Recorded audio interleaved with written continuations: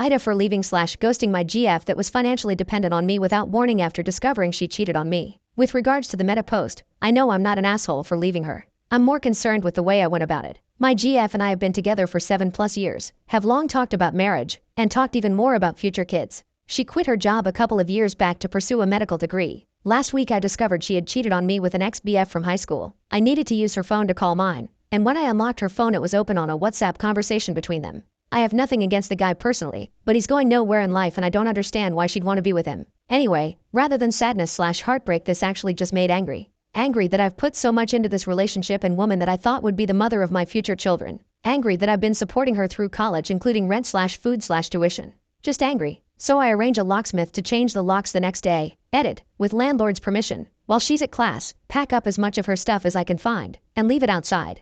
Text her of what I've done, and say if she wants to get anything else I've missed to have her brother come and get it. I don't want to see or speak to her ever again.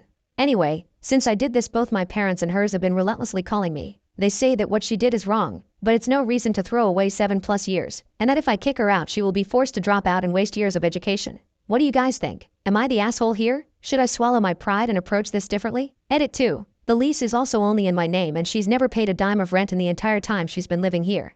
Update. I was not expecting to post an update so soon, but I was hit with a bombshell this afternoon. Over the weekend, both of our parents had tried to come talk to me. However, I had simply ignored the knocks on the door and eventually they left. However, of course they know that I can't avoid work. So they wait outside my house this afternoon to ambush me as I get home from work. With them as my girlfriend, they insist I talk to my girlfriend and I eventually relent and our parents leave. Once inside, she starts apologizing and begging for forgiveness, saying that our relationship is the best thing that ever happened to her. She will never forgive herself. Basically everything that you'd expect a cheater to say. And then she gives the most ridiculous excuse I've ever heard. She says that a few weeks ago she found out she was pregnant. She started having conflicted feelings on if she was ready to settle down and start a family, and so she reached out to her ex for support. This emotional support quickly turned physical. This makes no sense. We have always talked about having kids excitedly. She takes out 2 pregnancy tests showing positive results. She also takes out an unused one and says she can take it now if I don't believe her. So she takes it, and sure enough she's pregnant. She says it's 100% mine as she didn't cheat on me until after she got pregnant.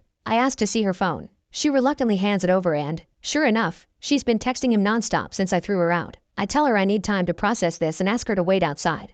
Once outside I lock the doors, unblock her on WhatsApp, and send her a long text. I'm reciting this by memory so I don't have to open WhatsApp and see her reply. Greater than whether you end up having this baby is entirely up to you. But you should know the following. First, if the child is mine, I will be a good father and take care of it. But you will never be anything more than the mother of my child.